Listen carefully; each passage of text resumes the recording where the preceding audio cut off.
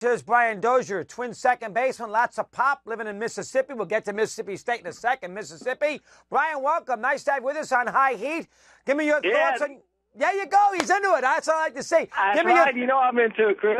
Yeah, good boy. I love to see that. Give me your thoughts on your new manager here, Molitor. Big hitter, middle infielder. Let me hear your thoughts on him first. Go ahead. Let me tell you, it's always something when you lose a great guy like Gardy, number one, and I had a lot of respect for that guy, and he's taught me a lot. But Molly's taken over. Me and him are very, very close, and a guy that's very, very intelligent about the game of baseball, obviously one of the best when he played the game, but he brings a lot to the table, a lot of knowledge, and he's very aggressive, which I love. So it should be very interesting. I'm looking forward to it, though.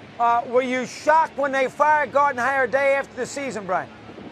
Yeah, I really was. Just me and Gardy are very close, and he's a guy that he demands us play the game the way it's supposed to be played, do the little things right on and off the field and stuff. Some blue-collar guy that I respect the heck out of, to be honest with you. And but we also recognize it's a business and part of it and stuff. But he's had a great run for a number of years being the manager here for the Twins, and even before that, being on the staff with Tom Kelly. He's done a heck of a job.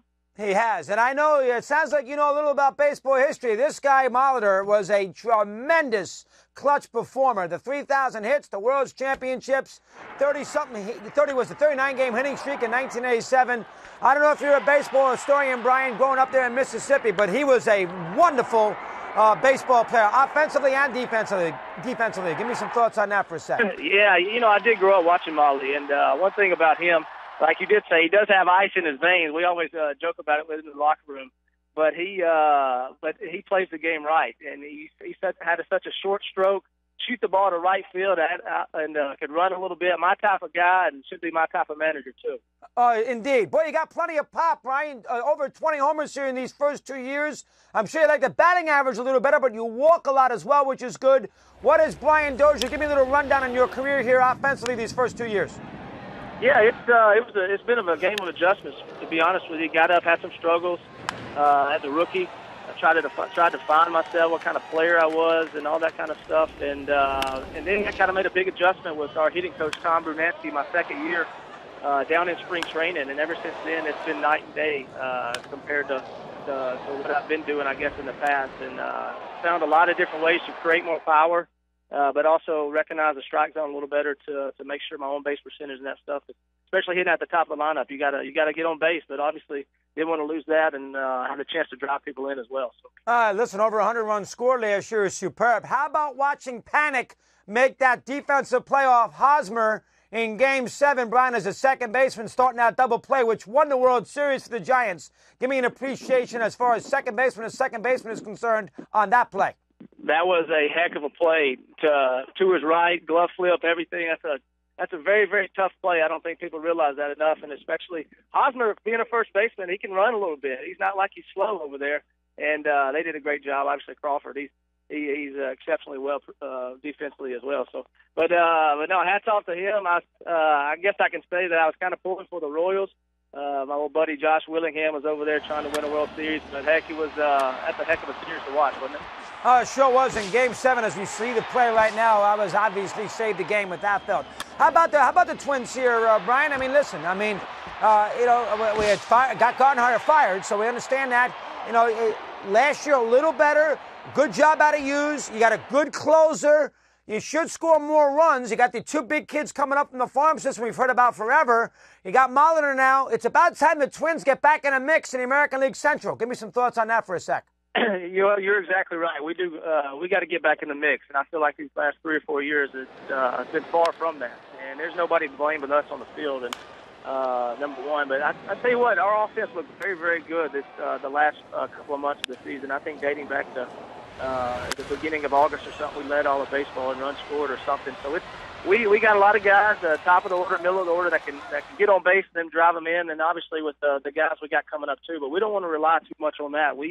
We want to win now. We've made some changes and stuff like that, but I think we're trusting Terry into the off season to pick up a few more pieces that we need, and I think it's these next few years are going to be very fun to watch if you're a Minnesota Twins fan. It should be a lot of fun. Oh, I love the ballpark. How about the contest now at these season tickets? What are you up to with that for a sec? Let me hear. Oh, geez, you saw the little cutout, huh? I tell you what, no, it's a cool little deal they had going on. They had a little cutout of me or whatever, and they sent it all to the season ticket holders, and I guess they said just to take a little simple picture or whatever, and then a chance to meet and greet at Twins Fest in January with myself. But it's gone pretty extreme to that extent. I've had some pretty interesting. I can't share a few of the ones I've had on here on High Heat, but I've had some pretty funny ones. Good job. I like the ping pong. Looks like a good forehand in tennis. I like that. Now, forget all that. Who cares? Mississippi State at Alabama this week. I mean, Mississippi State's in a great spot. They actually can lose this game and beat Mississippi. They still will get to the Final Four, but probably the biggest game maybe in Mississippi State collegiate football history. Give me a sense on this game on Saturday afternoon there in Tuscaloosa. Well, I'll be there. I'll be rooting them on. I got a few buddies I'm going over there with, number one. But, hey, Bulldogs, I tell you what, it's the best I've seen them since I've been around.